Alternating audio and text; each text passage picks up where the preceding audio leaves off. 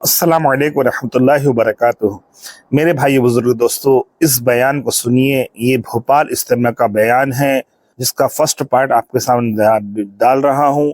इसको पूरा सुनिए, बहुत इस्तेफादा होगा। थोड़ा सा जो है साउंड का प्रॉब्लम हो सकता है क्योंकि आप लोग जानते हैं अच्छी तरीके से कि जो है इज्तिमा में या दूसरी जगहों पे रिकॉर्डिंग करने की इजाज़त नहीं रहती, डायरेक्ट रिकॉर्ड नहीं कर सकते, जो है हिकमत के साथ जो है रिकॉर्ड करके लाना पड़ता है। तो इसलिए जो है रिकॉर्डिंग में थोड़ी सी आवाज़ की प्रॉब्लम हो सकती है, लेकिन बात अगर ध्यान से सुनेंगे तो बात पूरी समझ में आएगी। अब इंशाल्लाह बयान सुनिए। और ये भी अल्लाह ताला की कुदरत नहीं है। हाँ, एक बात याद रखें सब लोग, अल्लाह ताला की रहमत की इंतहा अंबिया की जन्नत को समझें तो गलत समझते हैं। अल्लाह ताला के अजाब की इंतहा अगर जहन्नम को समझते हैं तो गलत। ऐसे ही कायनात में इंसान के माँ के रहम से पैदा होने को अगर ये समझते हैं कि अल्लाह की कुदरत ये है तो ये गलत समझते हैं। हमें कुछ कह रहा हूं, अगर उसने चीजों के इंसानों के पैदा होने के लिए कायनात में कोई निजाम बना दिया है तो वो न इस निजाम के पाबंद हैं न ये उनकी कुदरत की इंतहा है। मैं फिर लौटाता हूं दोबारा। अगर अल्लाह ताला सारी दुनिया के पिछले अगले इंसानों को हिदायत देकर सारी दुनिया के तमाम इंसानों को मोहम्मद सल्लल्लाहु अलैहि वसल्लम वाली जन्नत दे दे तो अल्लाह ताला की ये अल्लाह ताला की रहमत का एक जर्रा है।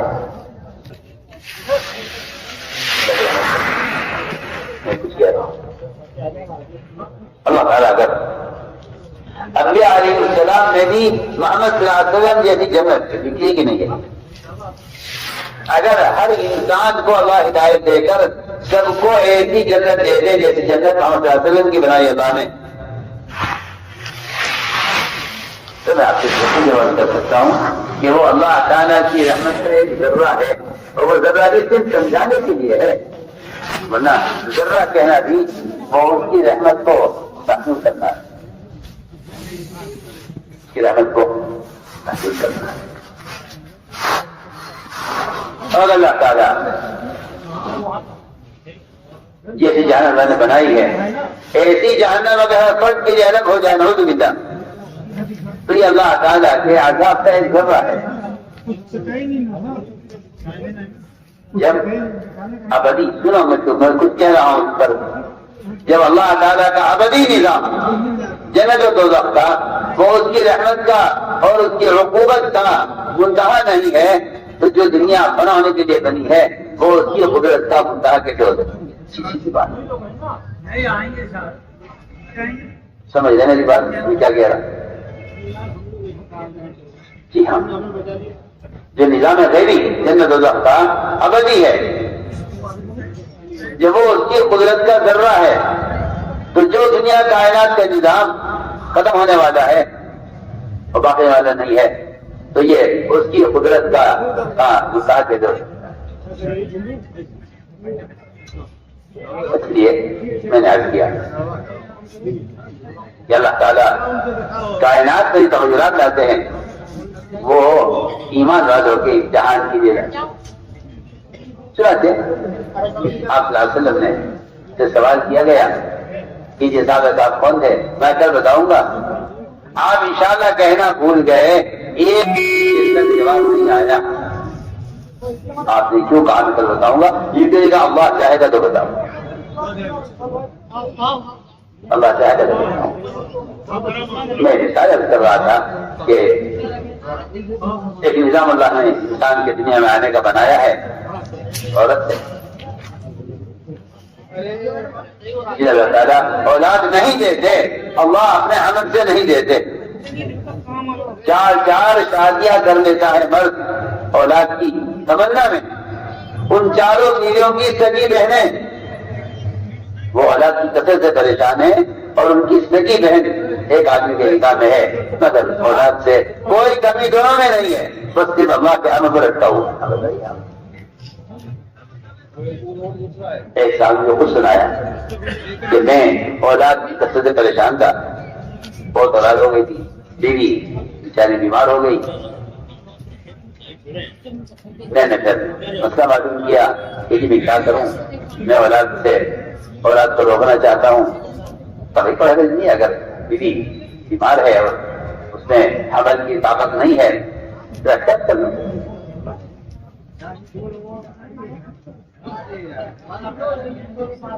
وہ احتیاط نہ ہو سکی ہے اولاد ہو گئی، مجھے خود سنا انسان کہ میں نے پھر مشورہ کر کے اس کا آپریشن کرا کے میں نے اس کا رحم ہی نکلوا لیا تاکہ یہ اس طرف سے اطمینان ہو جائے کہ اب اولاد ہونے والی نہیں ہے، ارے تو اللہ کی قدرت سے مقابلہ کر رہا ہے۔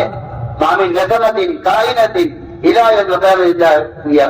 وہی کائنۃ، یہ حدیث ہے۔ فرمایا ضرور ہے کرتی ہے وہ آتے رہیں گی، تم کیونکہ خالص کی جگہ بیٹھ کر رزاق بننا چاہتے ہو، اسے تم اولاد کی کثرت سے تم پریشان ہو، تم فقیر ہو، تم اگر اپنے آپ کو رزاق سمجھتے ہو، یہی وجہ تمہارے اولاد کو روکنے کی ہے کہ تم آپ کو رزاق سمجھ کر کہتے ہو کہ دنیا کی آبادی پر وہ پالے گا کون؟ تم خالص کی جگہ بیٹھ کر پریشان ہو، اس لیے میں تاکید درج کر رہا ہوں کہ جو چیز جو روح دنیا میں آنے والی لا کی دل کر آخری جب تک آ گیا اس نے آپریشن کر کے رحم نکال دیا اور اب تو آرام سے ہو جاؤ، آپ بھی ہم بھی آپ کو اولاد جب رحم ہی نہیں تو اولاد کہاں سے ہوگی؟ تو نے اللہ کی قدرت کو رحم کے بننے تک کیوں سوچا ہے؟ تو اللہ تعالیٰ نے قدرت سوچتا کہ اگر اللہ تعالیٰ کا امر ہے اولاد کے ہونے کا تو رحم کیا کر لے گا؟ چنانچہ اس شخص نے آ کر مجھے بتایا کہ میں نے رحم نکلوا دیا تھا اور آپریشن کرا دیا تھا بیوی کا، لیکن اللہ نے 1 سال کے بعد مجھے دوبارہ اولاد دی۔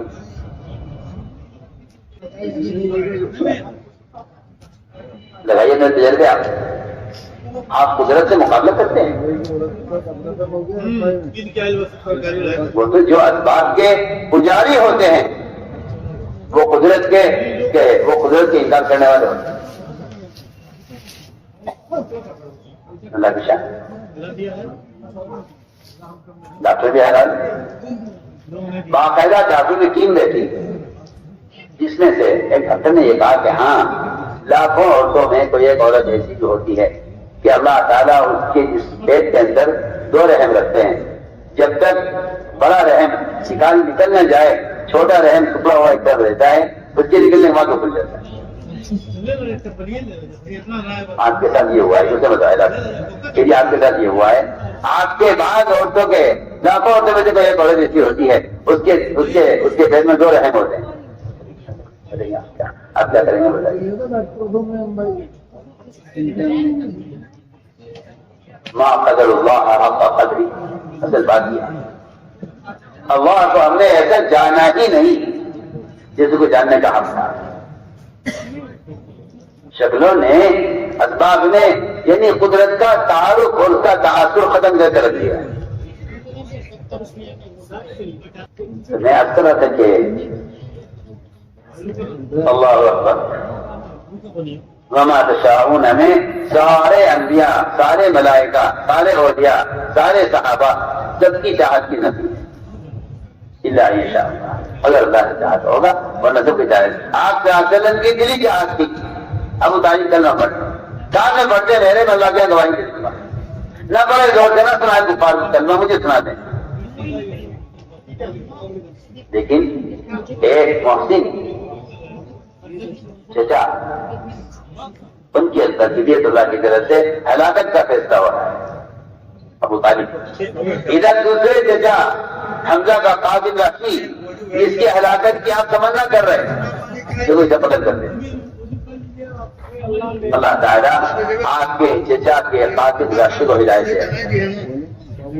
بتانے کے لیے معاملہ ہمارے ہاتھ میں قرآن میں عجیب ہے، ان کا لا تحدیدی ہے، ان کا لا تحدیدی ہے، نبی کے ساتھ بھی ہے، تعدیل کے ساتھ بھی ہے۔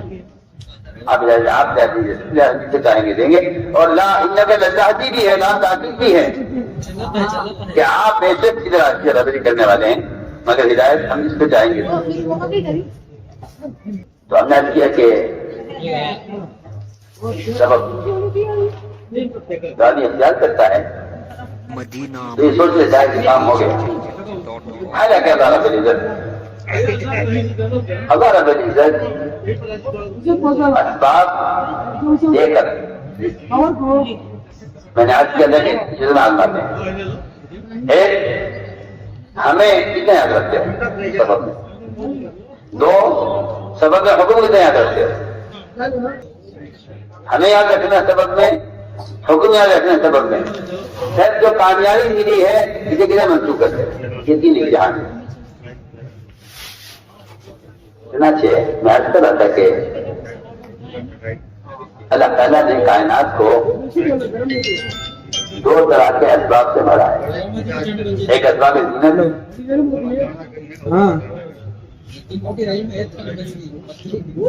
اسباب زینت اور دوسرا اسباب معیشت.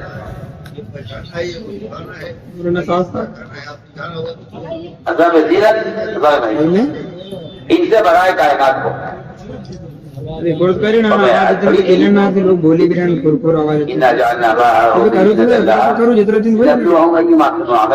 دنیا کو مزین کیا اسی لیے ہے تاکہ ہم دیکھیں کہ تمہیں اچھا عمل کون کرتا ہے. ہاں وہ لوگ نا آلینڈ یہاں سے تیرے تیرے چلتا تیرے تیرے اللہ تعالیٰ نے صلی السلام کو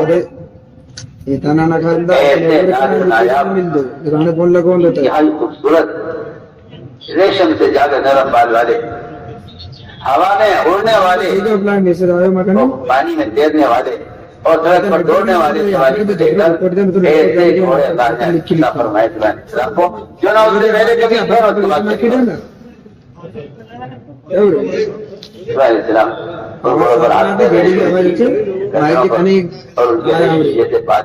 نرم بالوں کو دیکھ رہے تھے.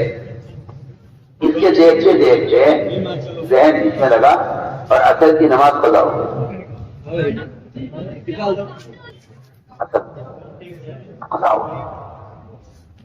اثر قضا ہو اسماعیل علیہ السلام کی. تو اس کا اتنا غم تھا کہ جس چیز نے میری نماز کو ضائع کیا ہے اس کا باقی رکھنا ٹھیک نہیں ہے. انہوں نے تلوار منگوائی, تلوار دی اور سارے گھوڑے کاٹ کے ختم کر دی.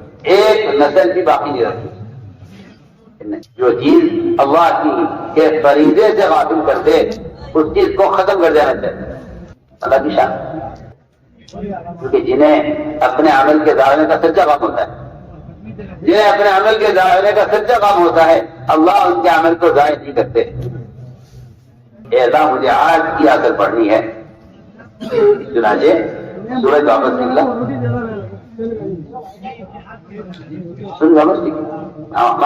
ہمارا بندہ وہ عصر کی نماز کے قضا ہونے کی وجہ سے ہماری بنائی کی چیز میں وہ ذرا زیادہ مشغول ہو گیا. لیکن ایک قسم وہ ہے مسلمانوں کی, ایک قسم وہ ہے مسلمانوں کی. کیا بات پڑھنے کے بعد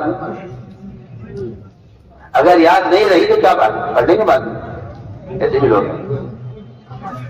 جی ہاں, اللہ تعالیٰ دیکھ رہے ہیں کس میں میرے فریضے کے ظاہر کا غم ہے اور کس میں میرے فریضے کے ظاہر کا غم نہیں ہے. لاپور کیجیے.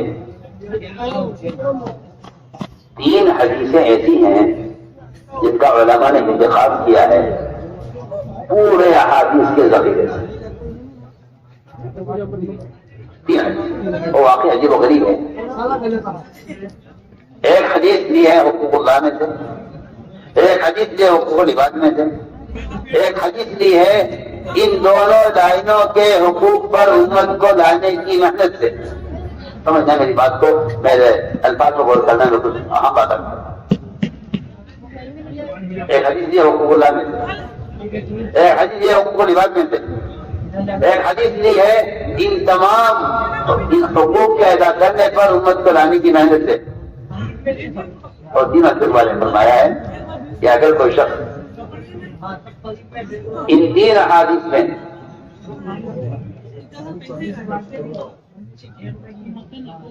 ان 3 کاموں میں غلطی کر جائے تو اس کی پچھلی زندگی کے اعمال بھی بعد ہو جاتے ہیں, اس کی پچھلی زندگی کے کی محنت بھی ضائع ہو جائے.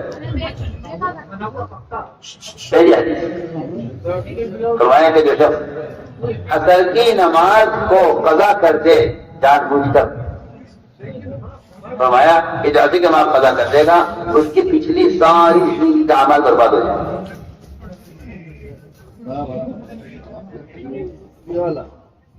اثر کی نماز کوئی جان بوجھ کر آمدن قضا کر دے، فرمایا کہ اس کی پچھلی زندگی کے سارے اعمال برباد ہو جائے.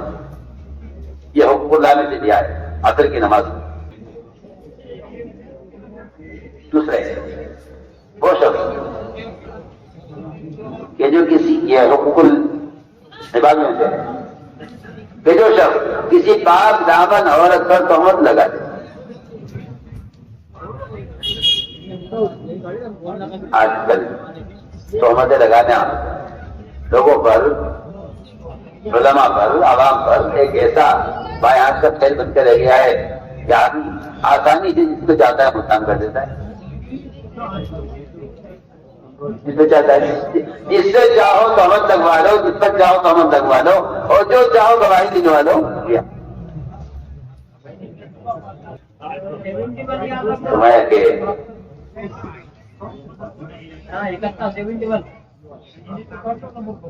یہ دوسری حدیث ہے کہ پاک دامن عورت پر جو آدمی تہمت لگائے گا اس کی زندگی کے پچھلے سارے اعمال برباد ہو جائیں.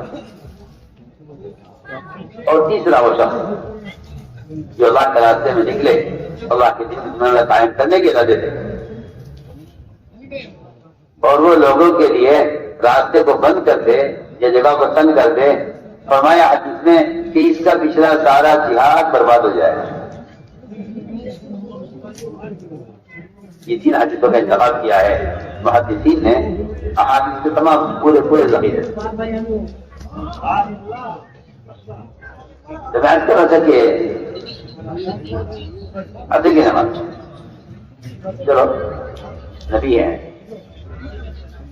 ان کو تو کہا جا سکتا ہے کہ بھائی وہ تو آج کل ایک فتنہ اور پیدا ہوا ہے مسلمانوں میں کہ وہ تو صحابی تھے، میں تو صحابی نہیں ہوں، وہ تو نبی تھے، میں تو نبی نہیں ہوں. یہ نہیں گویا کہ یہ سمجھتے ہیں کہ دین کا جو دین کے حکم درجہ تابی کے لیے ہے یا تابی کے لیے ہے یا ولی کے لیے ہے یا کسی شیخ بزرگ کے لیے ہے، وہ میرے لیے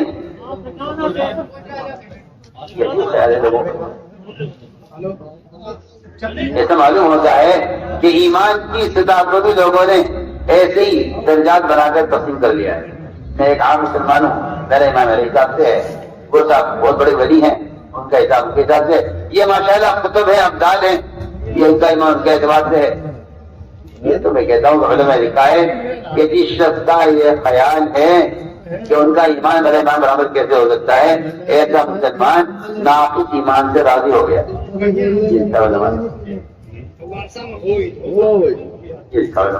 کہ ایسا مسلمان ناقص ایمان سے راضی ہو گیا.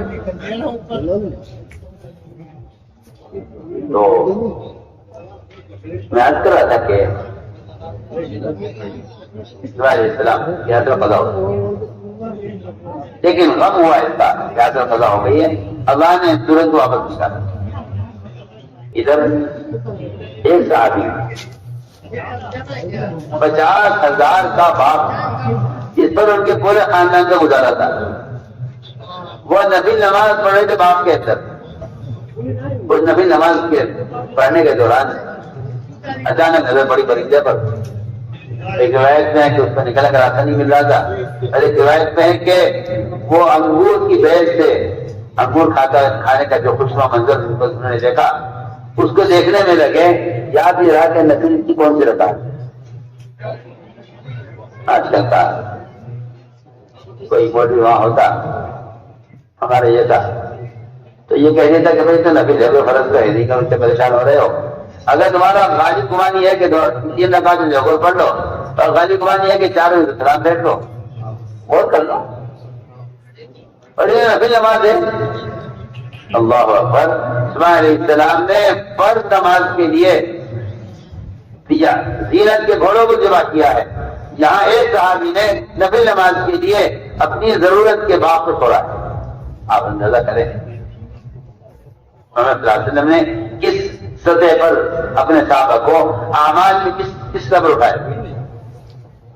اعمال میں آپ نے اپنے صحابہ کو کس سطح پر اٹھایا تھا کہ اگر وہاں علیہ السلام گھوڑے کاٹ رہے ہیں جو زینت کے لیے تھے محض اصل کی نماز کے لیے فضا ہونے کی وجہ سے اور 2 سورج واپس آیا ہے. اور یہاں محمد صلی اللہ علیہ وسلم کا ایک صحابی 50,000 کا وہ باغ جس پر ان کے خاندان کا گزارا تھا اس باغ کو اس لیے چھوڑا ہے کہ اس باغ کی وجہ سے نئی نبی نماز میں خلل پیدا ہوا. آپ ذرا غور کر لیں کتنی نمازیں ظہر کی عصر کی مغرب کی اس طرح گزر جاتی ہیں ہم سے کہ میں دکان کے برابر میں مسجد ہے مائک لگا ہوا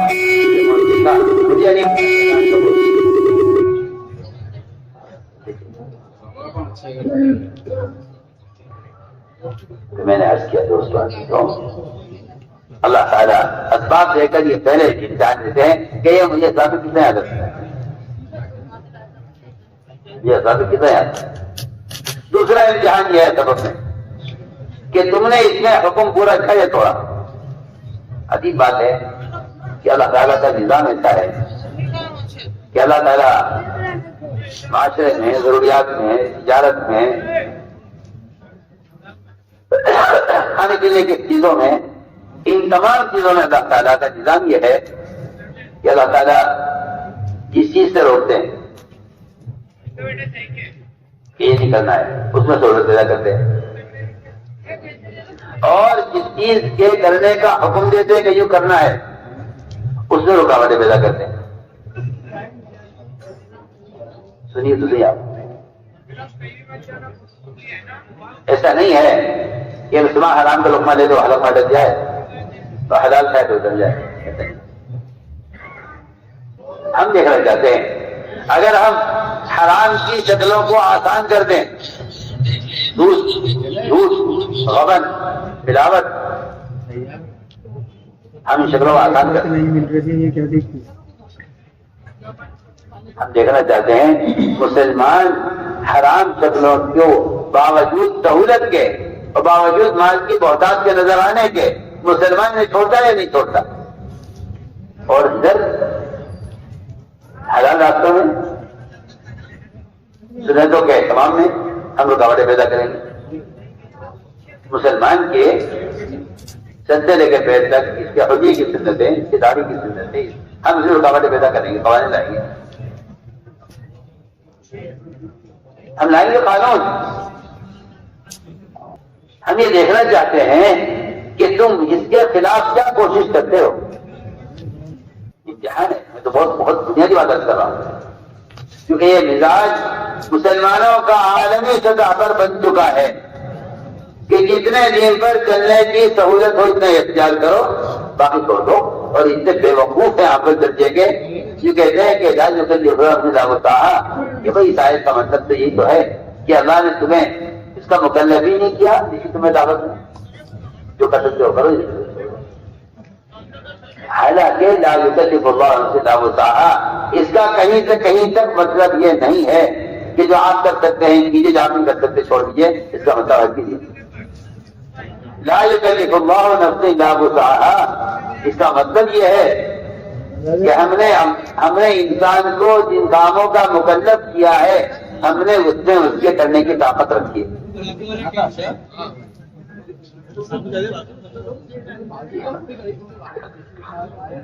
آپ یہ کہہ کر سنتے چھوڑ دیتے ہیں کہ قانون یہ ہے جلدی آنا کھانا کھانے چلیں گے. انسان کے اپنے بدن میں سر سے کر پیر تک اتنے احکام ہیں لباس کے شکل کے. مجھے صاف سے بات کرتا ہوں کیونکہ میں نے شروع میں عرض کی تھی ایک بات کہ ایمان کا جو درجہ توحید میں عقیدے میں ہے اللہ کی قسم ایمان کا وہی مقام وہی درجہ وہی اہمیت وہی فرضیت اس کے شکل اس کی لباس کی سنتوں میں صاف فرمایا حدیث میں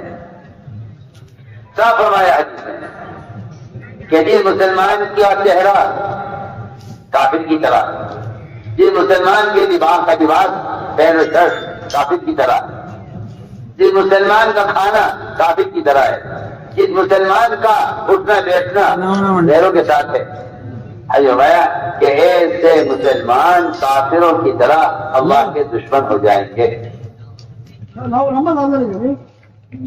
سوچیے آپ کو کسی جاہل نے یہ کہہ دیا ہے کہ دعوی سنت ہے اور سنت بھی لازم نہیں، آپ سے کیا عادت ہے کیا؟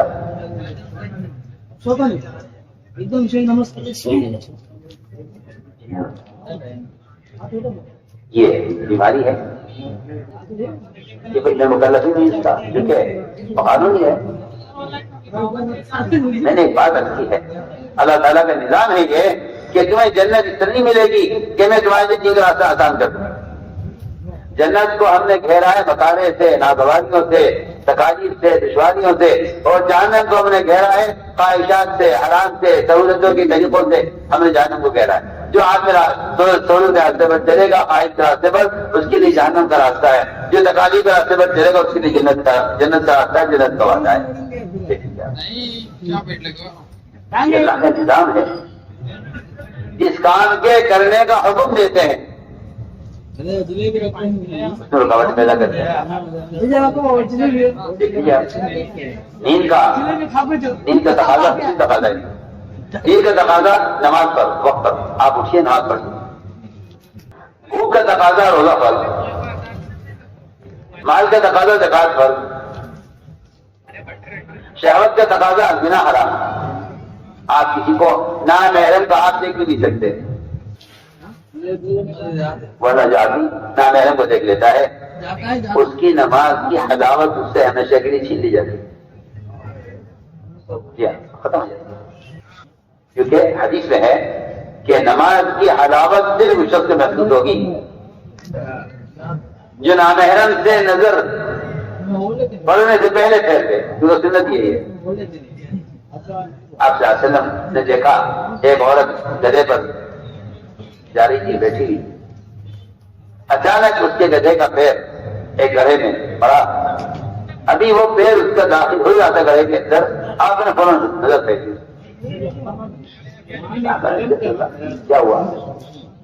فرمایا آپ نے کہ اس کے گدھے کا پیر گڑھے میں پڑا ہے، اور مجھے اس بات کا پورا اندازہ تھا کہ یہ گدھا جو ہے گرے گا اور اچانک یہ نیچے ہوگا، تو جو عورت بیٹھی ہوئی ہے اس کے اوپر یہ گرے گی، اور اس عورت کے گرنے اس کے کپڑے کھلیں گے اور اس سے اس کا سطر ظاہر ہو جائے گا، اس لیے میں نے پہلے سے نظر پھیری۔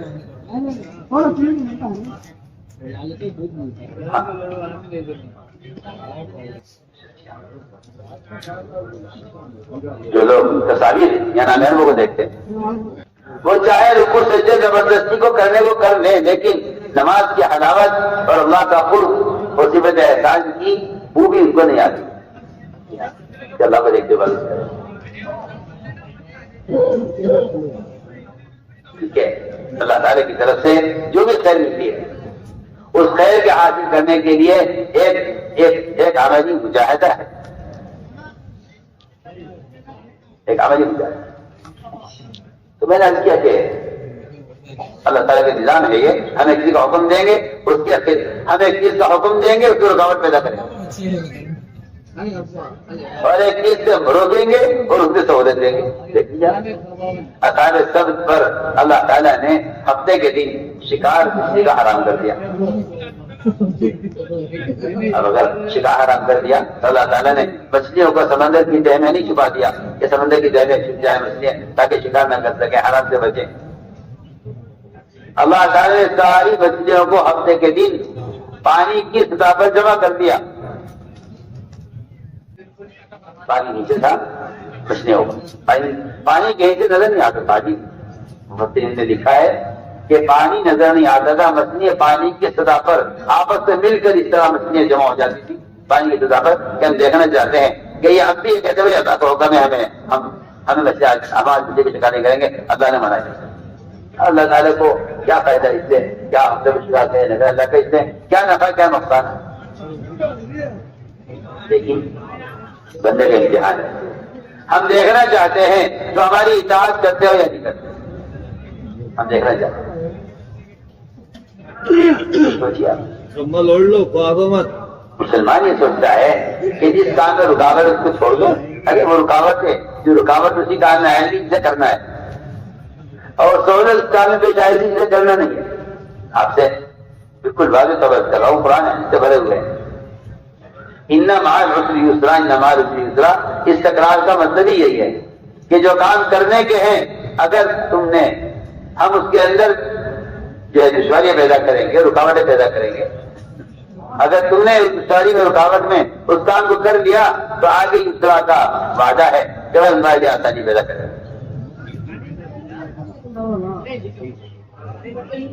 ہم نے کیا کہ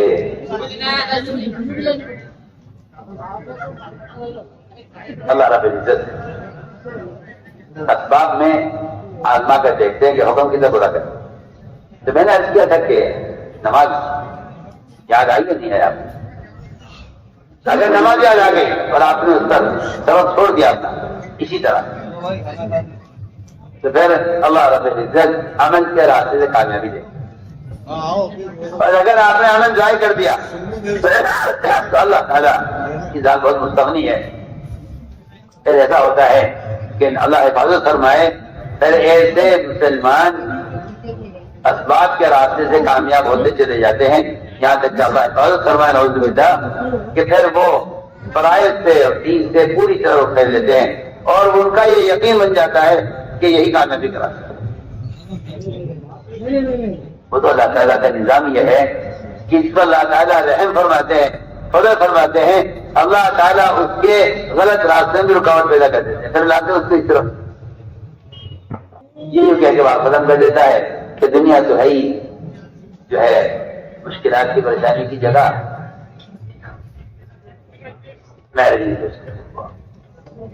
میں نے اب تک عبادت کی ہے وہ یہ سمجھانے کے لیے کی ہے کہ اللہ تعالیٰ عقیدے میں ایمان کو کس طرح آتا ہے، احکام میں کیسے آتا ہے. اگلی بات یہ ہے، میں نے شروع میں بات کی تھی، شاید آپ کو یاد ہو کہ جو درجہ ایمان کا، توحید کا اور فرائض کے ادا کرنے کا ہے، بالکل وہی درجہ ایمان کا معاشرے میں بھی وہی درجہ ہے. یہ کہہ کر معاشی رحمت کو چھوڑ دینا کہ آج کل عجیب فتنہ پیدا ہوا مسلمانوں میں. وہ یہ کہتے ہیں نہیں یہ سنت ہے، آپ اس پر اتنا زور نہ دیجیے، فرائض تو زور دیجیے، وہ فرض ہے، سنت ہے.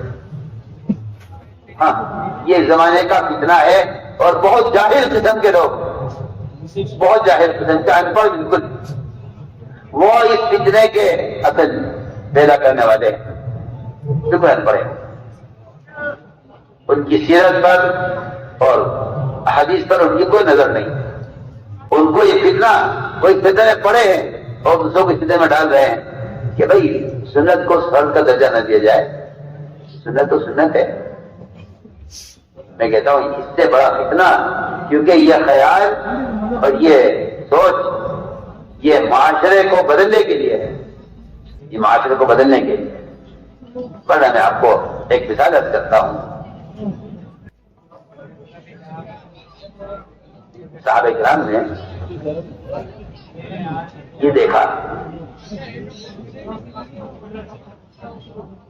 کہ جب یہ کفار جنگ سے فارغ ہو جاتے ہیں تو یہ اپنے ہتھیار درخت کو لٹکا دیتے ہیں. صحابوں کو اچھا لگا بہت کہ اس میں ہتھیاروں کی حفاظت بھی ہے اور سہولت بھی ہے اپنے لیے، طریقہ ان کا ہے. تو صحابہ نے عرض کیا آپ صلی اللہ علیہ وسلم سے کہ اجازت دیجیے نا، ہم بھی اس طرح کر دیں. ایک طرف ہم بھی ایسا بنا دیتے ہیں، اچھا لگتا ہے کریں گے. یہ سہولت کی چیز ضرورت کے لیے، آپ سمجھنا میں کیا کہہ رہا ہوں، سہولت کی چیز ضرورت کے لیے. آپ نے کیا فرمایا صحابہ سے؟ آپ جواب سنیے آپ توجہ سے، آپ اس کو معاملے کی خدمت سمجھیے جو میں کہہ رہا ہوں. آپ نے صحابہ سے فرمایا تمہارا مجھ سے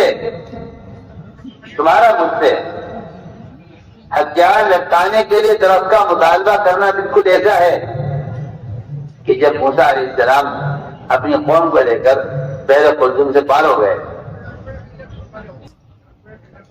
اور بنی اسرائیل آپ کے ساتھ جو نجات پا گئے، فرعون غرق ہو گیا، تو وہاں سے گزرتے ہوئے ان کی نظر پڑی کچھ لوگوں پر جو ایک بت کی پوجا کر رہے تھے. تو بھائی اسرائیل نے کہا موسیٰ علیہ السلام سے اجعل لنا الہا کما لہم آلہہ، ہمارے لیے بھی ایک ایسا بت کر دیجیے، بنا دیجیے جیسا ان کے لیے بت ہے، تاکہ ہم ان کی پوجا کریں. وہ سوال کر رہے کہ اللہ ہم بھی ایسا درخت کریں، ہم جیسا اس کی طرح ہم نے کر لیا کریں. آپ جواب دے رہے تمہارا یہ سوال ایسا جاہلانہ سوال ہے کہ جاہلانہ سوال بنی اسرائیل کہتا موسیٰ علیہ السلام سے کہ ہمارے لیے بھی ایک ایسا کچھ کر دیا دیں کا کچھ کہاں درخت پر ہتھیار لٹکانے کا سوال. بلکہ میں اس سے اگلی بات کرتا ہوں. چلیے آپ اگلی بات سنیے. جو یہود اسلام لے آئے تھے مسلمان ہو گئے تھے، پکے سچے مسلمان، بڑا مسلمان آپ کا، آپ پر ایمان، آپ کے لائے دین پر ایمان، اللہ پر ایمان، پکے سچے مسلمان ہو گئے تھے. ان کا دل کہا کہ ہم جو پہلے یہود تھے اور موسیٰ علیہ السلام کے دین پر تھے، اب کیونکہ ہم اسلام میں داخل ہو گئے ہیں تو ہماری کتاب ہے یہودیوں کی جو موسیٰ علیہ السلام میں نازل کی گئی ہے، وہ کتاب ہے توریت. کبھی کبھی اسے پڑھنا چاہیے. یہ خیال ہے جیسے آج کل کے مسلمانوں نے یہ بھی خیال کیا ہوا ہے کہ ٹھیک ہے قرآن کو پڑھتے ہی ہیں برکت کے لیے، لیکن بائبل بھی پڑھے تو کیا ہے.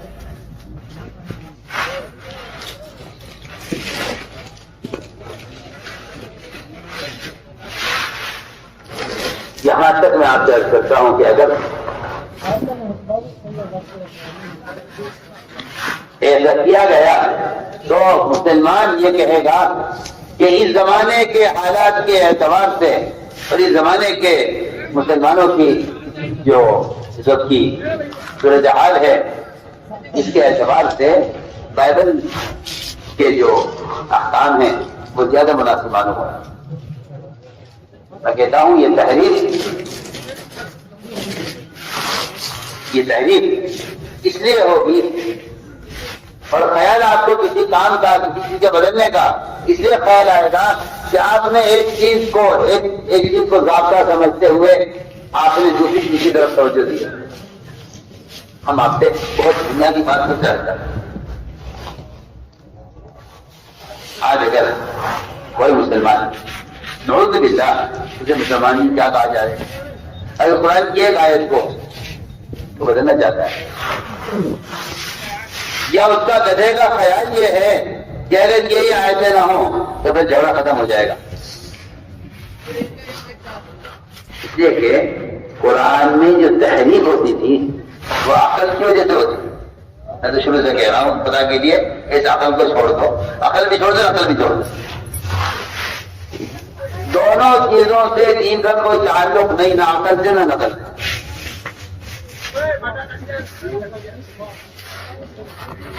اگر مرد صحیح کرنے میں حضرت حاجرہ کی نقل کریں تو حکم ہے، اور اگر عورتیں حضرت حاجرہ کی نقل کریں تو گناہگار ہو. کیا ہے شریعت کا مدار نہ عقل کرے نہ نقل کرے. سنیے آپ،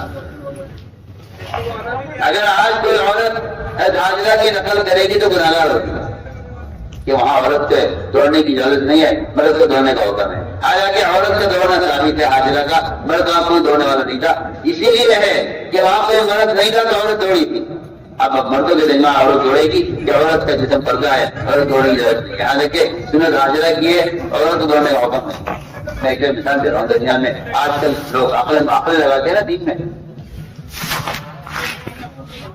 دین میں عقل لگاتے ہیں.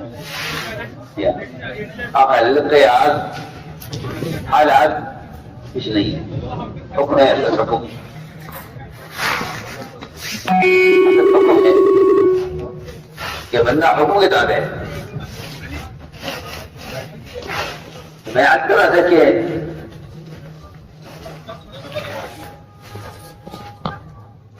اللہ تعالیٰ حکم لاتے ہیں، حکم کا پورا کرنا اصل ہے، ورنہ یہ دین میں تحریر کر لیتے ہیں بھی عمل سے۔ چنانچہ میں عرض کر رہا تھا کہ کیا مسئلہ پیش آیا، آپ کو ناگواری کس چیز سے یہ بتائیے، سارا حسرت مکر تھا۔ عمر آج اگر مصطفیٰ اسلام زندہ ہو کر آ جائیں، ان کے لیے کوئی نجات کا راستہ نہیں کا میرے طریقے کے۔ اگر تم کے طریقے پر عمل کیا تم گمراہ ہو جاؤ گے، تو اپنے طریقے پر عمل کیا تو وہ کامیاب نہیں ہو۔ میں عرض کر رہا ہوں کہ تلاوت اور اس پر حکم نازل ہوا کہ اسلام کو داخل ہو جاؤ۔ ادھر عاشورہ کا روزہ حالانکہ ایسی عبادت ہے جو نظر نہیں آتی، عاشورہ کا روزہ آج ہم جائیے عاشورہ تو کیوں رکھتے ہیں، قریش بھی رکھتے تھے عاشورہ کا روزہ کیوں رکھتے ہیں کہ یہ دن ہے، اس دن ہمیں فرعون سے نجات ملی تھی تو ہم اس کے شکرانے میں ایک روزہ رکھتے ہیں۔ فرمایا صحابہ سے کہ ہم زیادہ حقدار ہیں شکر کے، اللہ کا شکر ادا کرنے کے، لہذا ہم ان کی مخالفت میں 2 روزے رکھیں۔ سوچیے آپ، جب روزہ جیسی عبادت جس کے لیے جنت کے داخل ہونے کا دروازہ یہ لگے روزہ داروں کی، جس کے بارے میں فرمایا سارے اعمال کا بدلہ اللہ تعالیٰ فرشتے دلوائیں گے، روزے دار کو بدلہ خود اپنے ہاتھ سے دیں گے، بلکہ فرمایا اتنے بھی آگے انا انزا بھی کہ روزے دار کو میں اپنے آپ کے حوالے کروں، سب کو اعمال کا بدلہ دیں گے اپنے خزانے سے، اور روزے دار کے اللہ تعالیٰ خود روزگار کے ہو جائیں گے۔ ایسی عبادت فرمایا کہ اس عبادت میں بھی ہمیں یہود کی مخالفت کرنی ہے۔ سوچیے آپ، یہاں تو شکل میں، لباس میں، کپڑوں میں، شادیوں میں، کھانے میں، کمانے میں، گھر بنانے میں، تمام تقریبات میں سب میں یہودیوں کے طریقے ایسے جزوے زندگی بن کر رہ گئے۔ اور کیا کہتا ہے گدھا کہیں کا جو کہتا ہے سنتی تو ہے، چھوڑ دو نا، کیا بات ہے، فرق پڑی۔ اللہ معاف فرمائے، ایک ایسی عادت بن چکی ہے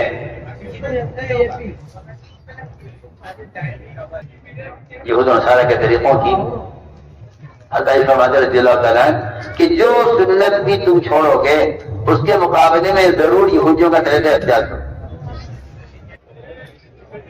یقینی بات،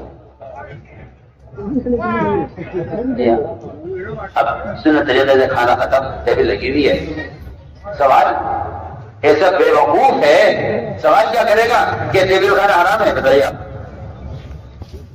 حرام ہے؟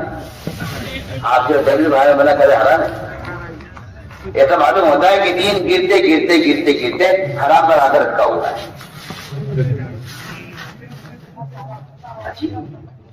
پاگل قسم کے لوگ،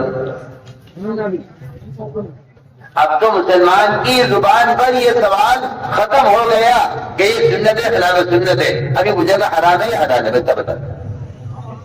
جی ہاں، یہ اس کے دین کے مٹنے اور دین کے سطح کے گرنے کی علامت ہے کہ اس کا دین آ کر حرام پر رکھا ہوا ہے کہ جو چیز حرام نہیں ہے اسے تو کر لے گا، جسے سننے سے کوئی مطلب۔ جبکہ میں آپ سے کہہ رہا ہوں کہ ادھر عاشورہ کے روزے میں یہود کی مخالفت، ہتھیار کپڑے لٹکانے میں کفار کی مخالفت، اور توریت پڑھنے میں آپ کیا فرما رہے ہیں؟ اللہ فرما رہے ہیں اس رات پر داخل ہو جاؤ، تو کسی کے سوال کرو۔ یہ تو میں کہتا ہوں کہ عبادت کا، تلاوت کا عمل ہے روزہ اور توریت کا پڑھنا۔ سنیے، کسی بے وقوف آدمی نے یا کسی فاسق نے، میں استاد سے بات کرتا ہوں، جو مسلمان یہ کہتا ہے کہ اسلام ہی کوئی لباس نہیں، وہ آدمی اللہ کی قسم فاسق ہے۔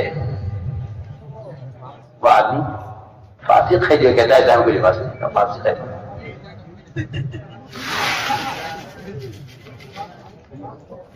آپ یہ سمجھتے ہیں کہ آپ کی نماز اور عبادت اور ذکر و تلاوت اسلام پھیل جائے گا؟ میں تو شروع میں کر چکا ہوں، اسلام کی جاذبیت معاشرے معاملات اور اخلاق میں ہے، وہ جاذبیت کسی عبادت میں نہیں۔ ایسا کہیں بھی مجھے نہیں ملا کہ اغیار آپ صلی اللہ علیہ وسلم کی نماز کو دیکھ کے ذہن کی طرف آئے ہوں۔ تو مسلمان کے لیے ہے صلو کما رأیتمونی اصلی، ورنہ غیروں کے لیے آپ کے یہاں سوائے اخلاق اور معاملات کے آپ غور کیجیے۔ تو میں نے عرض کیا کہ یہ ایک طریقہ بن چکی ہے، سب یہ سنت ہے اور اس کو آپ کی اس پر حساب کر رہے ہیں۔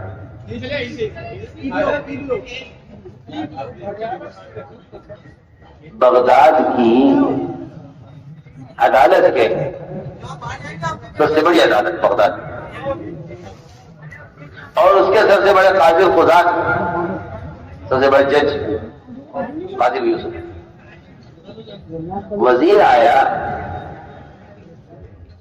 وزیر سے دوستی تھی بہت، وہ آیا ملاقات کے لیے، اسی کی اس کی دعوت کی، کھانا تیار کرایا اس کے لیے۔ وزیر سے بے تکلفی تھی، بادشاہ سے جو ہے وزیر کی بے تکلفی تھی قاضی ابو یوسف سے، تو وزیر نے پوچھ لیا قاضی صاحب سے کہ کھانے میں کیا بنایا؟ تو قاضی ابو یوسف افغانی نے حدیث پڑھی، کان رسول اللہ صلی اللہ علیہ وسلم یحب الدباء، کہ آپ صلی اللہ علیہ وسلم کو لوکی پسند تھی، میں نے آج کی لوکی تیار کرائی۔ اس کی زبان سے نکل گیا وزیر کی کہ مجھے لوکی پسند نہیں ہے، فرمایا فوراً تلوار نکالی میان سے اور اس کے قتل کا فیصلہ کیا، ایسا قتل کر دو، یہ آدمی مرتد ہو گیا ہے، واجب القتل ہے، یہ کہتا ہے مجھے لوکی پسند نہیں، اس کو قتل کر دو۔ قرآن اس کا بغداد میں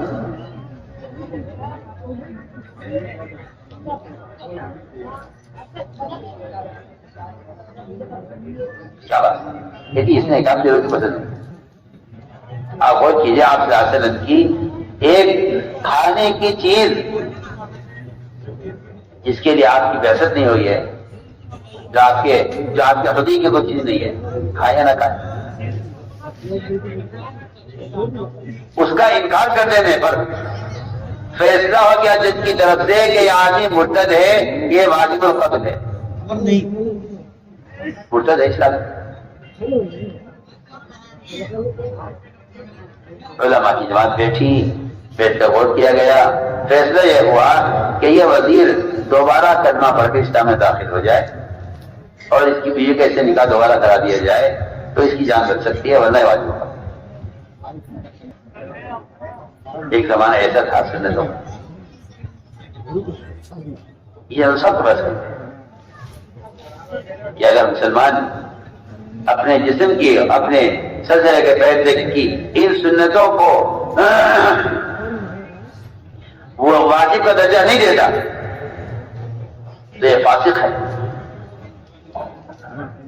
یہ فاسق ہے۔ اور یہ بات سے صاف فرما دی گئی ہے کہ جس آدمی کی شکل، اس کا لباس، اس کا کھانا، اس کا اٹھنا بیٹھنا غیر مسلموں کے طریقے پر غیروں کے ساتھ ہے، ایسے مسلمان کافر کی طرح اللہ تعالیٰ کے دشمن ہو جائیں گے۔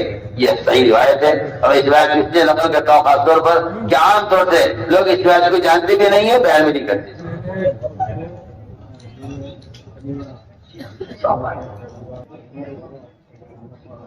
مسلمان اتنا مزین تھا سر سے لے کے پیر تک سنتوں سے کہ دور سے دیکھ کر کہا جاتا ہے مسلمان ہے۔ یہ دھوکہ لگا لوگوں کو کہ ایمان تو عقیدے کا درست ہونا ہے اور اسلام تو فرائض کا ادا کرنا ہے، اور یہ دھوکہ کہاں سے لگائے؟ آج کل لوگ کہتے ہیں بھائی دیکھو کسی کے ظاہر کو مت دیکھو، کسی کے ظاہر کو مت دیکھو، آپ کو کیا معلوم کسی کا دل اندر سے کتنا صاف ہے۔ میں تو صاف سے بات کرتا ہوں کہ جس آدمی کا ظاہر سنت سے صاف ہے، جس آدمی کا ظاہر سنت سے صاف ہے، اس کا ایمان بھی سنت سے صاف ہے، اس کا دل بھی ایمان سے صاف ہے، پکی پکی بات۔ مانتے تھے کہ جب مسلمان کو غیر مسلموں کے طریقے اچھے لگنے لگے اور سنتوں پر عمل کرنے سے یہ کترانے لگے تو سمجھ لینا کہ ان کے دل میں کفر نے جڑیں جما دی، ان کے دل میں کفر نے جڑیں جما دی۔ جو مسلمان کو غیروں کے طریقے اچھے لگنے لگے اور سنتوں پر سنتیں انہیں معیوب لگنے لگے تو سمجھ لینا کہ کفر نے ان کے دل میں جڑیں جما دی ہیں۔ یہ تو میں کہتا ہوں اتنا بڑا شیطان نے دھوکہ دیا ہے کہ میں تو تہجد پڑھتا ہوں، میں تو ذکر کرتا ہوں، اور میں تو بیت فلاں سے بیت ہوں، اور میں تو یہ اعمال کرتا ہوں۔ آپ کو کیا معلوم میری تنہائی کیسی ہے؟ آپ میرے ظاہر کو دیکھ رہے ہیں، صرف لباس سے شکل کو دیکھ رہے ہیں۔ آپ میرے ظاہر کو مت دیکھیے۔ اور پھر اس پر اتنا ہی نہیں ہے بلکہ کہتے ہیں کہ فرمایا حضور اکرم صلی اللہ علیہ وسلم نے کہ بھائی دل کا حال تم کیا جانو۔ سنیے تو صحیح میری بات آپ غور سے، یہ حدیث علم بن گئی ہے ایسے لوگوں کے لیے کہ بھائی کسی کے ظاہر کو مت دیکھو، دل کا حال نہ جانتے ہیں۔ کہ دل کا حال بھی اس کے خلیے سے نظر آ رہا ہے، سب بات۔ اگر اس کے دل میں محمد صلی اللہ علیہ وسلم سے محبت اور آپ پر یہ ایمان لاتا، اگر یہ آپ پر ایمان لاتا تو اس کے خلیے سے سنت ظاہر ہوتی، سب بات۔ اس کے خلیے سے سنت ظاہر ہوتی۔ اسی لیے اللہ تعالیٰ غریب رحمت فرمائے، جب فرمائے شیخ حدیث فرماتے ہیں کہ اگر کوئی شخص اتباع سنت پر نہیں ہے اور محمد صلی اللہ علیہ وسلم سے محبت کا دعویٰ کرتا ہے تو فرمایا جھوٹا ہے، دعوے میں جھوٹا ہے، یہ دعوے میں جھوٹا ہے۔ اس لیے آپ صلی اللہ علیہ وسلم کی شکل دکھلائی جائے گی، انہیں پہچانتے ہو؟ قبر میں آپ کو صرف وہ پہچان سکے گا جو دنیا میں آپ کی حیثیت اور آپ کی شکل پر، میں نہیں جانتے۔ قبر میں زبان وہ تو عمل پر چلے گی، معلومات آپ سنتیں جانتے ہیں، آپ سنتوں کا جاننے والا بھی جواب نہیں دے سکے گا، ایمان کے جاننے والا بھی جواب نہیں دے سکے گا، وہ تو عمل کرنے والا اور سنت کا احترام کرنے والا جواب دے گا کہ آج ہمارے نبی محمد صلی اللہ علیہ وسلم۔ تو ہم نے عرض کیا کہ لوگ یہ کہتے ہیں کہ ایمان دل کی چیز ہے، ہم کہتے ہیں نہیں، ایمان دل میں چھپنے کی چیز نہیں، ایمان تو اعضاء سے ظاہر ہو کر رہے گا۔ غلطی کہاں سے ہوئی ہے؟ ایک کافر نے حضرت مقداد پر حملہ کیا، ان کے ہاتھ کاٹ دیا، تلوار نے اس کے پیچھا کیا، جب تلوار اس کے سر پر آئی کافر کے، اس نے کہا کہ لا الہ الا اللہ۔ آپ نے فرمایا کہ ایک بات، تم دل کا حال کیا جانو تو اس کے دل میں کیا تھا؟ آپ سوچئے، اس کو مسلمان نے اپنے سنتوں کے خلیے سے آزاد ہونے کی ذریعہ بنایا ہے کہ ایمان دل کی چیزیں ظاہر کو مت ہے۔ کتنی میں کہتا ہوں کہ اس کی بے وقوفی کی سوچ، اس لیے میں صاف ستھرا جو قوم اپنے خلیے پر مجتمع ہوتی ہے وہ قوم مضبوط اور قوی ہے، اگر کہ وہ غیر ہو یا کم تعداد میں۔ جو قوم اپنے خلیے پر مجتمع نہیں ہے وہ قوم مردہ ہے، اگر کہ اکثریت میں ہو مسلمان، اکثریت میں ہوں مسلمان، مردہ قوم۔ معاشرے کو قوم کی حیات میں بڑا دخل ہے، معاشرے کو کسی قوم کی حیات میں بڑا دخل ہے۔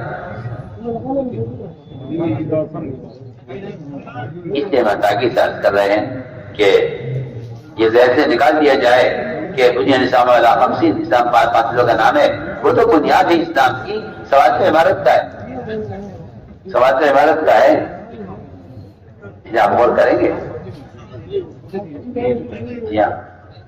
کہ جو غیر آتے تھے یہود، وہ اس سے دو یہ رہا کرتے تھے، اخلاق اور معاملات کے تھے۔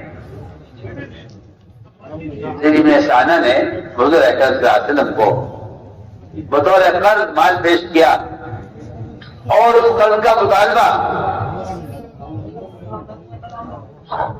وقت دین سے پہلے کیا، کیونکہ ذہن میں سادہ حضور اکرم صلی اللہ علیہ وسلم کی صفات، آپ کا حلیہ، آپ کی بعثت کا زمانہ، یہ سب کچھ پڑھ کر آئے تھے اپنی کتابوں میں۔ اس سے کتاب میں لکھا ہوا تھا جس کی ان کی کتابوں میں کہ ایک صفت ان میں یہ ہے کہ انہیں اتنا ستایا جائے گا، اتنا ان کے اندر صبر و تحمل اور بردباری کی زیادہ ہو۔ جب آئے آپ کے پاس آ کے دیکھا آپ کو، تو آپ کو ہم سے پہچان گئے کہ ہاں آپ نبی ہو سکتے ہیں، لیکن اصل چیز دیکھنی یہ تھی کہ آپ کے اندر صبر اور حلم کتنا ہے، برداشت کتنا۔ میں بہت اہم عادت کر رہا ہوں، مسلمان جب اس پر غیروں کی طرف سے کوئی اذیت، جب کوئی تکلیف، جب کوئی نقصان پیش آتا ہے، تو یہ سب سے پہلے اپنے آپ کو مظلوم سمجھ کر مقابلے پر آ جاتا ہے۔ حالانکہ یہ بات میری آپ یاد رکھیے گا کہ مسلمان کے مظلوم ہونے کے لیے، مسلمان کے مظلوم ہونے کے لیے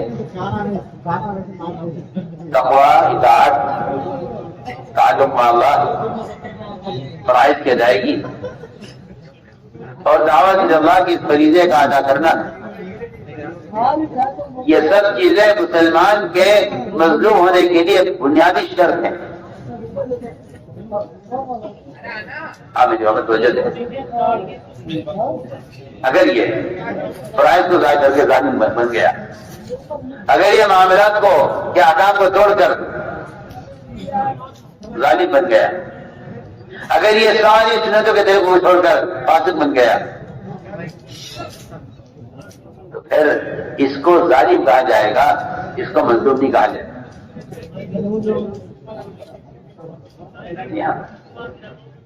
مظلوم ہے بے شک، وہ ہے مظلوم جو اپنے اللہ کے درمیان اس نے کوئی ظلم نہیں کیا ہے، ورنہ قرآن صاحب کہہ دیا ہے کہ الذین آمنوا ولم یلبسوا ایمانهم بالظلم اولئک لهم الامن، کہ امن تو مسلمانوں کے لیے ہے جنہوں نے اپنے اسلام میں، ایمان میں کفر کی آمیزش نہیں کی ہے۔ ورنہ مسلمان آپ کو حالات کے اعتبار سے مضبوط سمجھتا ہے، حالانکہ اللہ کے احکام کو ضائع کرنے والا ظالم ہے۔ جب مسلمان احکام ضائع کرتا ہے تو اللہ تعالیٰ کسی بھی مخلوق کو حکم سلط کر دیتے ہیں۔ اس لیے فرمایا کہ صبر وہ تقوی کے ساتھ، آپ دیکھیے بہت بڑی آپ کو پورے قرآن میں جہاں ملے گا صبر تقوی کے پیچھے ملے گا ساتھ ساتھ۔ انہوں نے کہ صبر تو کرے مگر تقوی کے ساتھ، ورنہ چور صبر کرتا ہے اپنی پٹائی پر، وہ بندہ نہیں رہ سکتا، نہتا ہے، بندہ نہیں رہ سکتا، کمزور ہے۔ لیکن اگر چور صبر کرے گا پولیس کی پٹائی پر، تو میں یقین طور پر کہہ سکتا ہوں، دلائل کے ساتھ عرض کر سکتا ہوں کہ اس چور کی مدد نہیں ہوگی پولیس کے خلاف، اور پولیس پر عذاب نہیں آئے گا چور کو اذیت دینے سے۔ وجہ اس کی یہ ہے کہ چور میں اگر تقویٰ ہوتا تو پھر ظالم کو نہ پکڑ لیتے۔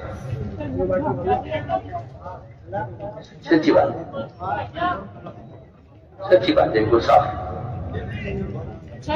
آدمی اپنے اللہ کے درمیان اپنے آپ کو ظالم نہیں سمجھتا، اپنے مخلوق کے درمیان اپنے آپ کو مظلوم سمجھتا ہے۔ ہم نے عرض کیا کہ انبیاء علیہ السلام کے اندر ایک صفت صبر ہوتی، ایک صفت صبر کی ہوتی۔ وہ صبر یہ ہے کہ اگر یہ ہمیں آزمانے کے لیے ہمیں ستائیں گے تو ہم صبر کریں گے۔ آپ صلی اللہ علیہ وسلم نے خود بھی صبر کیا، دیکھ لیجیے آپ 13 سال مکہ مکرمہ کے جن اذیتوں میں گزرے ہیں، کہاں جا کر مقابلے کی اجازت ملی ہے. نبوت کا اکثر وقت مقابلے کا نہیں ہے، اکثر وقت مقابلے کا نہیں ہے، کیونکہ جب باقی اذیتیں دینے میں اپنی حد تک پہنچ جائے گا تب مغلوب ہوگا.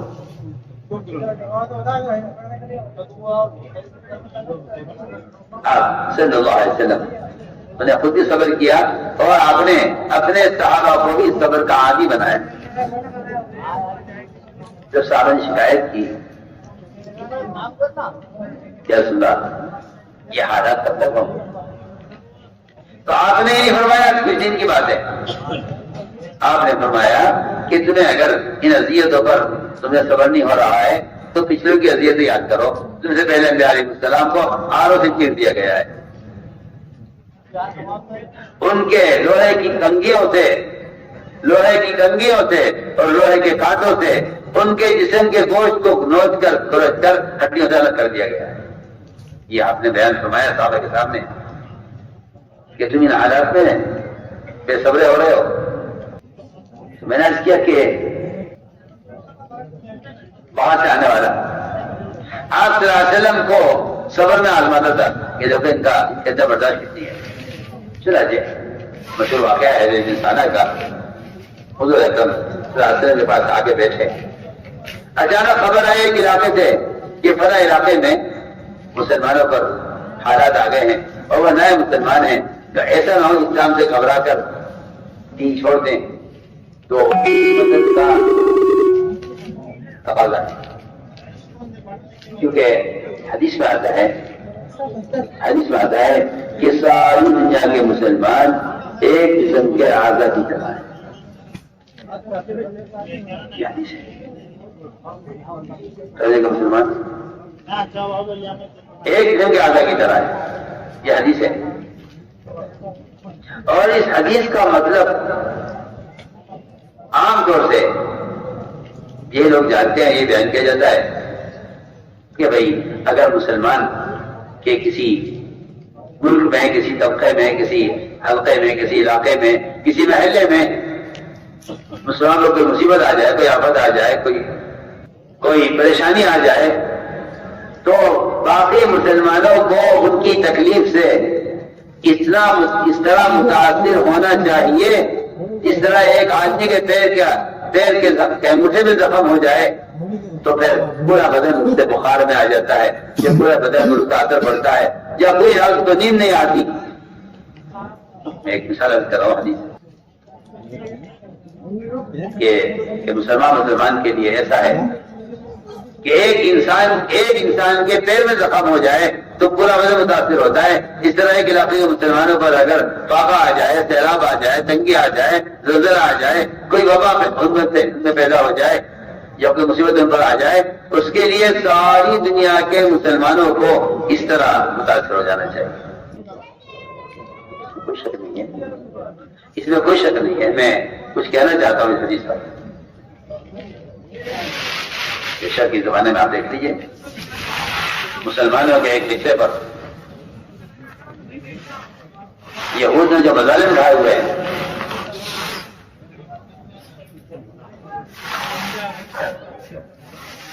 ابھی ہماری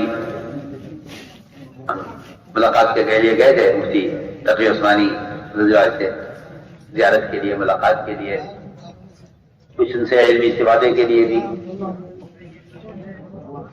تو اس پر بس ایک ہی غم اور فکر سوال تھا کہ مسلمانوں کا کیا ہوگا، مظلومین کا کیا ہوگا. اور میں سمجھتا ہوں کہ ان مظلومین کا اگر ہم تعاون نہیں کر سکتے ہیں تو خدا کے لیے کم سے کم ان کے دشمنوں کی بنائی ہوئی چیزوں سے ادنا فائدہ اٹھانا بھی اللہ کی قسم ان مظلومین پر ظلم کو بڑھانا ہے اور ظالموں کے ساتھ شریک ہونا ہے.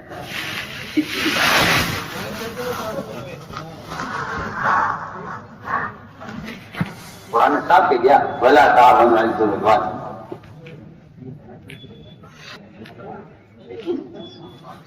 جب کسی شخص پر فارج کا اثر ہو جاتا ہے ہاتھ یا پیر میں شلل آ جاتا ہے تو ڈاکٹر اس کے پیر میں سوئی چبا کر جو اس کے پیر کے اوپر اپنی چابی بڑھا کر دیکھتے ہیں، اگر یہ ہل جائے اور چیخ مارے تو کہا جاتا ہے بس آپ کا مریض بالکل خطرے سے باہر ہے، ٹھیک ہو جائے گا، کوئی گھبرانے کی بات نہیں، چند علاج کو ٹھیک ہو جائے گا۔ اور اگر اس کے پیر میں سوئی چبائی جائے اور اس کا پیر نہ ہلے اور وہ چیخ نہ مارے، کہتے ہیں کہ آپ کا مریض تو جب تک زندگی بستر پر رہے گا یہ لائق ہے۔ آپ سے میں تو کہتا ہوں کہ اگر عالم کے کسی کونے میں کسی مسلمان پر ظلم کیا جائے اور دوسرے ملک کا مسلمان اس ظلم سے متاثر نہیں ہے، اس کا مطلب ہے کہ ان کے بدن پر پانی پڑا ہوا ہے۔ میں تو آپ سے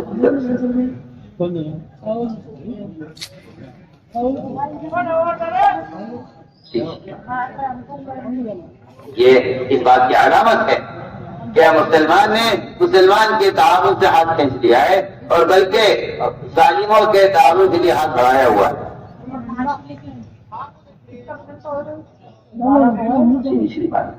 اگر ایک پانی کی بھی بوتل بھی آپ اگر خرید کے پیتے ہیں ظالم کے تعاون کے لیے تو خدا کی قسم آپ مظلوم کا خون پینے میں سے۔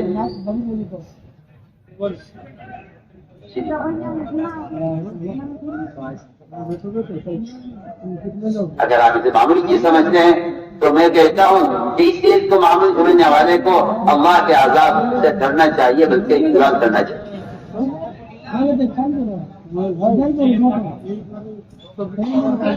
صحابہ کرام کی مواعظ اور ان کے وصایا میں نے سب سے زیادہ جس چیز پر زور دیکھا ہے وہ مظلوم کی بددعا سے بچنے پر زور ہے۔ دیکھو مظلوم بددعا سے بچنا، مظلوم بددعا سے بچنا، متقی دعوت المظلوم کہ مظلوم کی بددعا رات کے اندھیرے میں ایسے وقت سفر کرتی ہے آسمانوں کا جب لوگ سوئے ہوتے ہیں، جب لوگ اس وقت مظلوم کی بددعا آسمانوں کا سفر کرتے ہیں۔ میں نے ایک بات رکھی ہے کہ سارے مسلمان ایک دن زیادہ کی طرح ہے۔ اگر پیر کے انگوٹھے میں زخم ہے تو اس کے لیے آنکھ جاگی، جو مسافت پیر کے انگوٹھے اور آنکھ کے درمیان میں ہے، یہ میں کہنا چاہتا ہوں کہ یہ مسافت آپ کے ملک اور جن ممالک میں ظلم ہو رہا ہے یہ ان کے درمیان کی مسافت ہے۔ اگر آپ یہاں جاگ رہے ہیں ان کے لیے تو کہا جائے گا ایک جسم ہے، لیکن مجھے پھر ایک بات کہنی کہ ہاں ایسے مسلمان دنیا میں ہیں کہ جو ایسے مظلومین کے لیے کوشش بھی کر رہے ہیں، دعائیں بھی کر رہے ہیں، اور مزید کہ کسی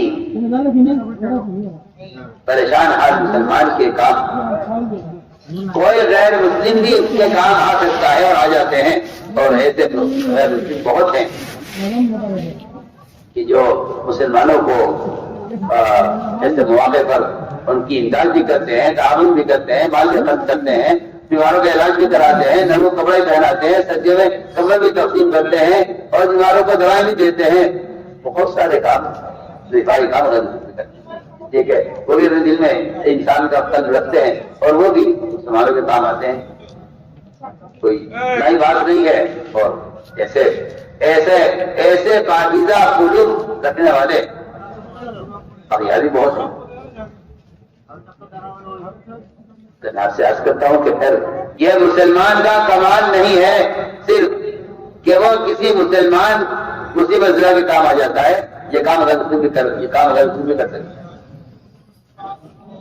میں نے جو حدیث عرض کی ہے کہ ساری جگہ مسلمان کے اعلیٰ کی طرح ہے، میں اس حدیث سے یہ اگلی بات یہ کہنا چاہتا ہوں کہ اس سے بڑھ کر ذمہ داری یہ ہے مسلمان کی کہ اگر دنیا کے کسی کونے میں کوئی مسلمان نعوذ باللہ اسلام میں پھرتا ہے یا نعوذ باللہ، ابھی ایک گھر میں ایک چھوٹی بچی کے انگلی دروازے میں پھنس گئی، ڈاکٹر نے کہا یہ انگلی کاٹی پڑی، سڑ گئی کاٹی، اس اگلے کے گھنٹے میں سارا گھر ہو رہا تھا، میں درمیان میں مثال دے رہا ہوں. ایک چھوٹی انگلی بچی کاٹی گئی، سارا گھر ہماری بچی میں عیب ہو جائے گا، ہماری بچی بڑی ہوگی، اس کی ایک انگلی نہیں ہوگی. سنو میں مثال دے رہا ہوں. اس ایک عضو کے کٹنے پر پورا گھر ہو رہا ہے. اگر مسلمان عالمی خدا پر اپنے آپ کو اس حدیث کی وجہ سے ایک جسم یقین کرے تو میں کہتا ہوں کہ ایک مسلمان کا کسی علاقے میں مرتد ہونا یہ اس کو اس سے زیادہ غم ہونا چاہیے کہ ہمارا ایک آدمی کٹنے لگو. احساس مردہ ہو چکے ہیں، کچھ نہیں. ایک آدمی مرتد ہوا دور کے زمانے میں، حضور نے فرمایا اللہ انتہ رغیب، ارے تو نے اسے گھی کی روٹیاں کیوں نہ کھلائی اور تو نے اسے پرانے کھلائے ہوتے تو مرتد کیوں ہوتا؟ شاید تم سے ہی کوئی کمی ہوئی ہے اس کے حق میں جس سے وہ اسلام سے بدزن ہو گیا. اگر اس کو تم روٹی کھلاتے چپڑی گھی کی تو شاید سارے مرتد نہ ہوتے. یا تمہارے نے حضور نے یہ فرمایا اس مرتد ہونے والے کے علاقے کے لوگوں سے یہ فرمایا کہ وہ مرتد اس سے ہو گیا کہ شاید تم نے اس کا اکرام نہیں کیا. تو میں عرض کرنا چاہتا تھا ایک بات کہ حدیث جو میں نے بیان کی ہے، اس حدیث کے یہ دو رخ ہیں. اس حدیث کا تقاضا یہ ہے کہ مسلمان کے جانی اور مالی نقصان کے سے ہی متاثر ہو اور اس سے زیادہ بڑھ کر عرض کر رہا ہوں کیونکہ جانی مالی نقصان ابدی جو نقصان آخرت کا ہے. اگر کوئی مسلمان کوئی فریضہ ضائع کرتا ہے تو دنیا کے مسلمانوں کو اس کے اس فریضے کے ضائع ہونے پر اس طرح متاثر ہونا چاہیے. یہ حدیث کا میں نے دوسرا مفہوم عرض کیا ہے کیونکہ دوسری روایت ہے جس نے فرمایا کہ سارے مسلمان ایک کشتی کا سوار ہیں، اس میں اگر کوئی آدمی سوراخ کرے گا تو اگر اسے ہاتھ نہ پکڑے اس وقت سب غور ہو جائیں گے. یہ دونوں روایتیں ملا کر آپ غور کیجئے تو صرف مسلمان کا مسلمان کے دنیاوی کاموں میں کام آ جانا، یہ دنیاوی تقاضوں کا پورا کر دینا یہ کوئی کمال نہیں ہے.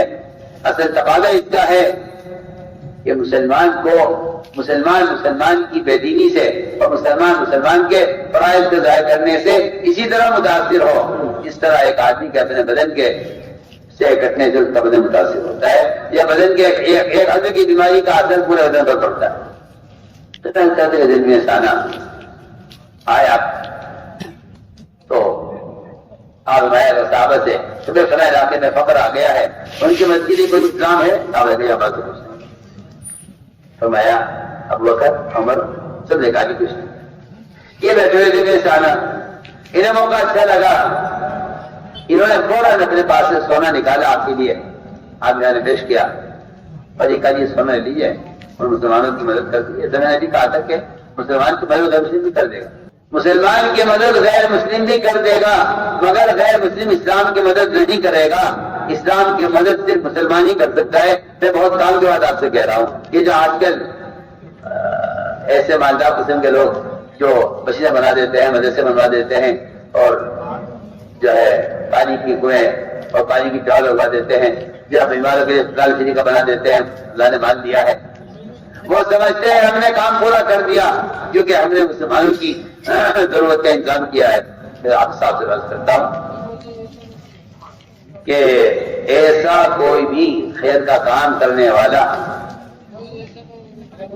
اگر وہ مسلمان کو اللہ کے فرائض پر لانے کی کوشش نہیں کر رہا ہے، سنو میں کچھ کہہ رہا ہوں، اگر مسلمان کو اللہ کے فرائض پر لانے کی کوشش نہیں کر رہا ہے تو یہ مسلمان کی مدد کر رہا ہے جس کے لیے اسلام بھی شرط نہیں ہے، جس کے لیے یہ مسلمان کی مدد مسلمان کی مدد کر رہا ہے اس کے لیے اسلام بھی شرط نہیں ہے. غیر مسلم یہ کام کر سکتا ہے.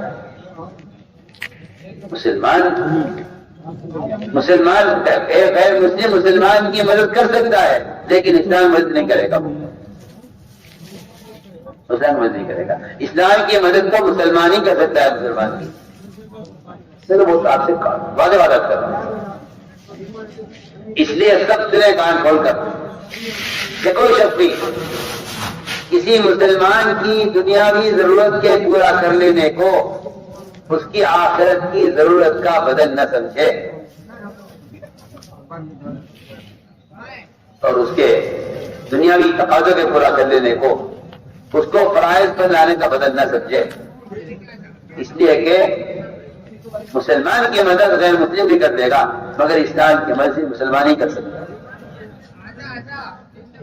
بلکہ میں اس پر ایک حدیث آپ کو سنا دوں تاکہ آپ یہ نہ سمجھیں کہ یہ کوئی ایسی بے بنیاد بات ہے۔ فرماتے ہوئے رضی اللہ تعالیٰ عنہ کہ میں بیٹھا ہوا تھا آپ کی خدمت میں، ایک صاحب آئے، آ کر سوال کیا کہ یا رسول اللہ، اگر میں مدینہ منورہ میں رہ کر 6000 سونے کی اشرفیاں مدینہ منورہ میں رہ کر کسی خیر کے کام میں خرچ کر دوں تو کیا یہ میرے اللہ کے راستے میں نکلنے کا بدل ہو جائے؟ یہ میں نہ نکلوں جماعت میں نہ نکلوں دعوت اللہ کے لیے، لیکن میں اپنے مقام پر رہ کر یہ 6 جو ہے 1000 سونے کی اشرفیاں یہ میں کسی کار خیر میں خرچ کر دوں تو کیا ہے میرے اللہ کے راستے میں نکلنے کا بدل ہو جائیں گے؟ آپ نے فرمایا جو شخص اللہ کے راستے میں نکلا ہوا ہے دعوت اللہ کے لیے، وہ فرمایا کہ جو اللہ کے راستے میں نکلا ہوا ہے اور سو رہا ہے اللہ کے راستے میں وہ بھی تجھ سے افضل ہے۔ کیوں؟ اس لیے کہ تم بے شک خیر کا کام کر رہے ہو مگر ایک مسلمان کو جہنم سے بچا دینا، ایک مسلمان کو جنت راستے پر لے آنا، یہ اس کی ابدی زندگی کا بنانا ہے۔ میں اس کی مثال دیا کرتا ہوں کہ آپ کسی فقیر کو، کسی محتاج کو ایک وقت کھانا کھلا دیں، یہ زیادہ بہتر ہے یا آپ اس محتاج آدمی کو کوئی دکان کر کے دے دیں، آپ 2 4 10 5 لاکھ روپے خرچ کر کے اسے دیں کہ بھائی آپ لے لو اور آپ یہ دکان لو، یہ مال لو، تجارت کرو، وہ بھی پلے گا، اس کا خاندان پلے گا۔ میں کہتا ہوں آپ کسی کو کوئی زمین ہدیہ کر دو، کسی فقیر کو 1 روپے کھانے کھلا دو، بتاؤ کون سی چیز زیادہ بہتر ہے؟ آپ اسے ایک زمین دے دیں زراعت کے لیے کہ تم اس سے کھیتی کرو، اپنے خاندان کو ہمیشہ کے لیے پالو، یا صاحب 1 روپے کھانے کھلا دیں۔ ان دونوں میں کون سا زیادہ بہتر ہے، کون سا زیادہ دیرپا ہے اور کون سا زیادہ مجاہدے کا قربانی کا رہتا ہے؟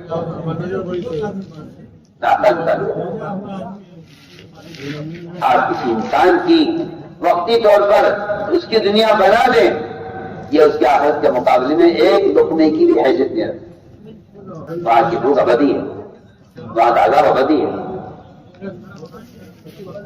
یہ میں تاکہ کر رہا ہوں کہ لوگوں کے ذہن میں یہ بیٹھ گیا ہے کہ مال خرچ کرنا جان خرچ کرنے کا بدل ہے، نہیں ہو سکتا، شریعت میں نہیں ہے، شریعت میں نہیں ہے، شریعت میں نہیں ہے۔ شریعت نے جانی قربانی کو مال میں مقدم کیا ہے۔ روزہ اور نماز سب پر فرض ہے، فقیر ہو یا ماں، فقیر ہو یا بادشاہ ہو، سب پر فرض ہے۔ زکات حج سب پر فرض نہیں ہے، اس کے لیے مال ہے، استطاعت ہے تو حج اور زکات فرض ہے، ورنہ مالی قربانی سب پر فرض نہیں ہے، جانی قربانی سب پر فرض ہے، نماز اور روزہ۔ رضی سالہ نے آپ کو مال پیش کیا، آپ نے اس غیر مسلم کے مال کو لے کر ان پر خرچ کیا اور اس کو قرض کے طور پر کہا ہم فلاں تاریخ میں آپ کو اتنی کھجوریں دیں گے۔ وہ تاریخ آ گئی، اس تاریخ کے آنے سے 3 دن پہلے آپ سے آتے نہ تو خیال نہیں تاریخ 3 دن باقی ہیں، اس لیے کہ حضور اکرم صلی اللہ علیہ وسلم وعدے کے بڑے پکے اور بڑے پابند ہیں۔ نبوت سے پہلے بھی آپ نبوت سے پہلے بھی وعدے کے اتنے پکے تھے۔ اس زمانے میں تو اللہ تعالیٰ فرمائے مسلمان وعدہ خلافی ایسا مشہور ہو گیا ہے کہ آدمی سوچتا ہے کہ معاملہ کسی غیر سے کر لوں، کیا کروں، یہ تو پتہ نہیں وعدہ پورا کرے گا نہیں کرے گا۔ حدیث میں آتا ہے کہ مذہب کا فرق، میں حدیث کا عمل کر رہا ہوں، مذہب کا فرق مجھے میرا حق دلوا دے گا۔ ہم بہت عام بات کرتے ہیں، حدیث کا عمل کر رہا ہوں کہ اگر ایک یہودی ہے ایک نصرانی ہے تو یہ اس کا مذہب میرا مذہب الگ ہے، تو وہ شاید مذہب کا فرق میرا حصہ اور میرا مجھے دلوا دے، لیکن خبر نہیں میرا مذہب کا آدمی وہ میرا حق دلوائے گا نہیں دلوائے گا۔ میں دل چاہتا ہے کہ آپ حضرات کو ایک واقعہ سناؤں کہ جب مسلمان معاملات میں بگڑے گا تو اس کے بگاڑ کا کیا اثر پڑے گا ماحول پر، اور اگر یہ معاملات میں حکم بنا گیا تو اس کے معاملات اسلام میں داخلے کا کیسے دروازہ کھولیں گے۔ میرا دل چاہتا ہے دونوں واقعات کرواؤں۔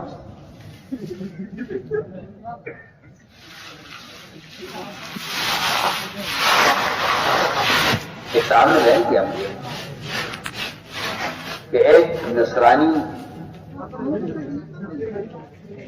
میرے دوست تھا بچپن سے، برابر کا گھر بالکل ایک ہی بات پیچھے ادھر میرا کہ بچپن سے ساتھ رہے، ساتھ پڑھا، ساتھ رہے، روزہ نہ کبھی لگے گا۔ یہ ماشاءاللہ ٹھیک ٹھاک مسلمان اپنے اس لیے کہ غیروں سے اخلاقی طور ملنا یہ تو ان کے خیر کی طرف آنے کا ذریعہ ہے، اور ان سے ان کے مذاہب، ان کے طریقے اور ان کی رسومات اس اعتبار سے ملنا یہ مسلمان کے بیر ہونے کا ذریعہ ہے۔ تو کہہ رہا ہوں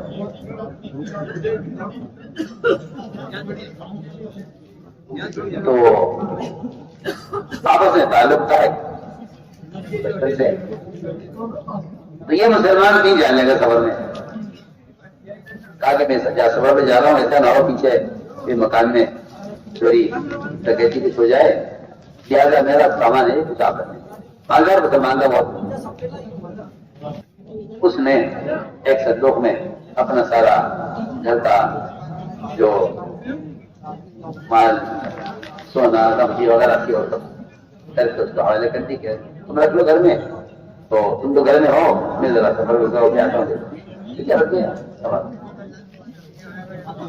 سفر سے واپس آیا، آتے ہی ملاقات کی اس سے کہ بھئی وہ ہمارا سامان دے دو،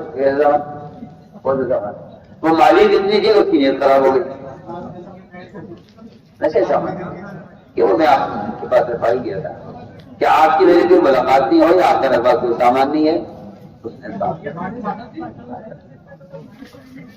یہ بڑا پریشان ہوا، خوشامد دیکھی، یاد دلایا، وہ مان کے نہ دیا، نصرانی کہنے نہیں میرے پاس اس کے سننے کچھ نہیں آیا، یہ گیا اس کے پادری کے پاس، کیا کہتے کوئی صاف صاف بات ہے، یہ میرے ساتھ یہ ہوا ہے اور آپ میرے کو بند کر سکتے ہیں؟ ٹھیک ہے، اس نے قلم اٹھایا، کاغذ اٹھایا، کچھ لکھا اس نے اور بند کر کے لفافے میں رکھا، اس مسلمان کو دیا کہ اس کو آپ پڑھیں گے نہیں، آپ اس کو پڑھیں گے نہیں، یہ سیل بند ہے، خط ہے، یہ لے جا کر اس کو دے، اس نے جا کر اس کو دیا، دوست کو اپنے پڑوسی کو اس نے کھولا، کھول کے پڑھا، کھول کے بیٹھے بیٹھے میں گیا، اٹھ کے گیا، فوراً وہ صندوق اٹھا کے لایا، اس کا امانت اس کو واپس کی کہ بھائی آپ مجھے معاف کرنا، مجھ سے غلطی ہو گئی ہے، یہ آپ کی امانت آپ کیا ہوا جو ہوا چھوڑ دیا، اس کو آپ کے بارے میں بھی آپ کہ میں 1 مہینے سے پریشان ہوں اور آپ 1 مہینے کے بعد امانت واپس کر رہے ہیں، وہ بات کیا ہے؟ دوست کی اپنی جگہ، مجھے بتا دو پرچے میں چاہیے، اس نے کہا اس پرچے میں پادری یہ لکھا تھا کہ تو مسلمان کب سے ہو گیا کہ تو خیانت کرنے لگا، چوری کرنے لگا؟ میں کہتا ہوں کہ واقعی یہ ایسا عبرتناک میرے رافل ایک واقعہ ہے. کہاں وہ زمانہ تھا کہ جسے معاملہ کرنا ہے مسلمان سے معاملہ کرنا، جسے معاملہ چکھنا ہے مدینہ منورہ چلا جائے.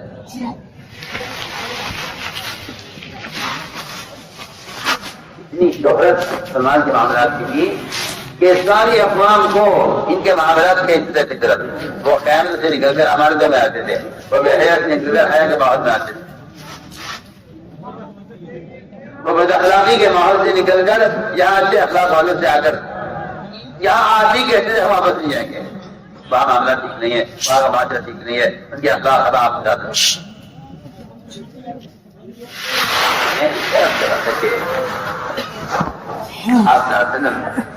وعدے کے پورا کرنے والے.